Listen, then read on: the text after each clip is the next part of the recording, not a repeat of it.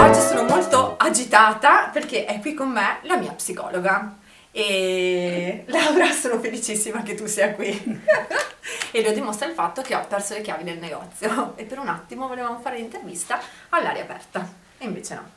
Allora, la prima domanda quindi è quella di chiederti chi sei e di presentarti nei nostri 11 secondi. Salve a tutti, io sono Laura Fratini, psicologa, psicoterapeuta, giudice onorario al Tribunale di Sorveglianza di Trento, nonché madre e donna. Come è cambiato il tuo lavoro in questo periodo di Covid e lockdown, eccetera? Il lavoro è cambiato come è cambiato per tutti. Dunque, nel mio lavoro la relazione terapeutica con il paziente, con il cliente è fondamentale, cioè fa parte un po' dell'esito della terapia stessa, dell'andamento della terapia stessa. Quindi chiaramente è cambiato il setting. Se prima eravamo in studio, avevamo un rapporto diretto, è diventato un po' il monitor, il filtro tra me e il paziente. Quindi all'inizio anch'io, come dire, ero anche un po' preoccupata, però ho visto che ho notato che è stato più l'ansia anticipatoria di questa cosa, perché poi alla fine è riuscito molto, ha funzionato, ci prendevamo anche un caffè, una tisana di fronte al nostro PC e quindi alla fine secondo me la terapia ha proseguito abbastanza bene. Questo per dire che tante volte ci preoccupiamo prima di vedere quando, come dire, quando siamo nella situazione, no? Di viverla un po' la situazione. Conosco bene. Beh, sono contenta che hai trovato anche persone che si sono comunque messe in gioco, giusto? Cioè, anche insieme a te, insomma, perché comunque fare terapia secondo me con uno schermo non credo che sia facile, insomma. Io credo di essere stata una di quelle persone che ha subito lo stress del lavoro e una delle domande che ti volevo fare è se secondo te c'è, diciamo, un modo per riconoscerlo, così per dare in qualche maniera, non so, anche un consiglio o sì, un modo, insomma, per dire ok, lo riconosco e provo a reagire. Allora, lo stress dal lavoro è un po' ampia, no? Come cosa, nel senso è molto generica la domanda, però possiamo riassumere un pochino così. Allora, noi viviamo tutti i giorni delle emozioni, no? E queste emozioni in genere, come dire, siamo abituati un pochino a stare nella nostra finestra di tolleranza, no? Cioè vanno un pochino alte, un po' basse, però rimaniamo in questa finestra. Quando noi vediamo che siamo troppo up rispetto a questo, troppo down rispetto a questo, è un segnale di allarme, cioè ci dobbiamo un po' iniziare a interrogare su quello che sta succedendo, cioè forse qualcosa sta cambiando, questa emozione ci vuol dire che qualcosa sta succedendo dentro di noi e quindi quello può essere già un segnale che ci può portare a riconoscere che qualcosa sta virando nella nostra un po', come dire, nel nostro equilibrio, ecco, se vogliamo tenere una parola così quotidiano. Quindi io direi un po' l'automonitoraggio, cioè l'ascoltarci. Quando noi vediamo che siamo fuori dal nostro equilibrio vuol dire che qualcosa, c'è un campanello d'allarme, poi magari non è niente, però qualcosa che dobbiamo osservare. Tu che consigli ti sentiresti di dare, ovviamente in maniera insomma un po' generica e anche insomma... Allora, io mi sentirei chiaramente di non sottovalutare questi segnali, quindi tante volte siamo abituati un po' a passarci sopra, no? A rimandare, a procrastinare le nostre, diciamo, il nostro ascolto, no? Il nostro ascolto interiore del nostro benessere, quindi soffermarci, ascoltarci.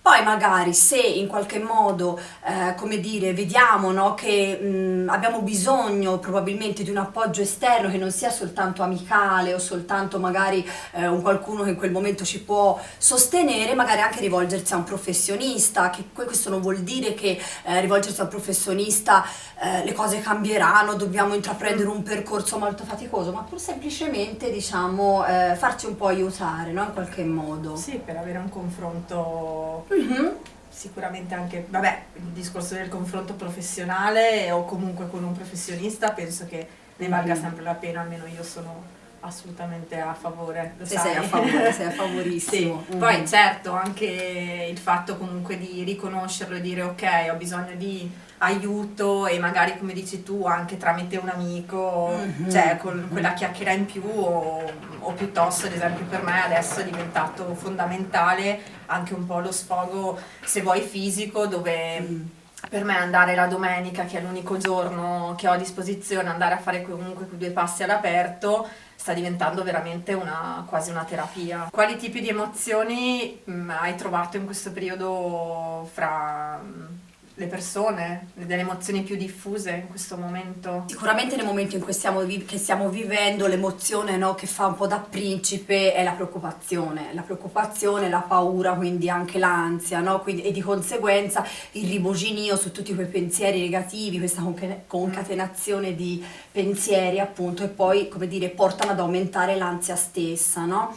Però ho notato molto anche la rabbia, quindi la rabbia verso l'altro, no? Quindi la frustrazione personale che viene un po' trasportata e trasformata in rabbia verso il prossimo, quindi vedo un qualcosa che non mi piace e subito, no, getto sull'altro la mia rabbia. Ho notato molto anche questa cosa.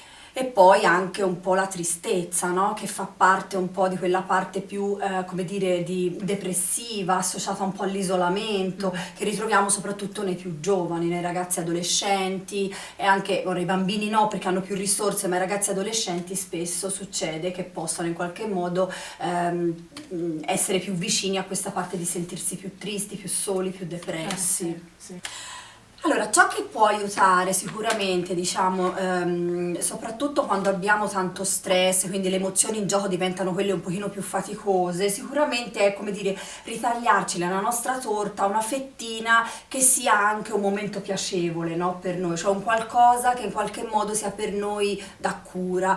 Questo lo possiamo fare appunto dedicando alle nostre, come dire, alle attività piacevoli, no, che possono essere sia come hai anche detto un pochino te, no, uscire, quindi prendersi cura di sé, camminando all'aperto, facendo delle passeggiate, come dire, stare anche un po' nella natura nel momento presente, no? Senza far correre troppo i pensieri. Fare un diario dei pensieri positivi, cioè come dire, noi i pensieri negativi li notiamo subito, quelli positivi è come se quasi no, non li guardiamo neanche, quindi diario dei pensieri positivi.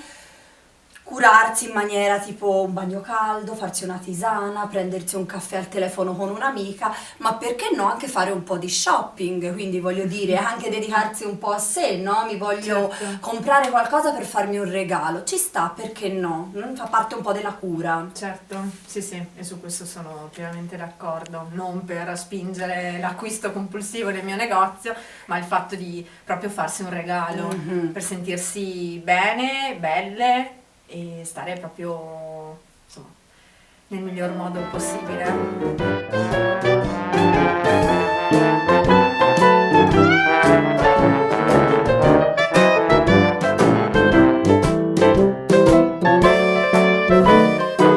Che rapporto hai con l'11?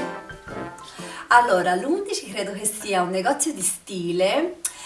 Silvia, ho conosciuto appunto Silvia, la proprietaria, perché ha fatto con me un percorso, è stata una mia paziente e quindi ho conosciuto dai suoi occhi, dalle sue parole, anche dalle sue emozioni il suo negozio e credo che sia un po' un luogo del cuore, no? Sia per lei che per le sue clienti. Adesso piango. Lacrima. Grazie Laura di essere stata qui e spero che le tue parole siano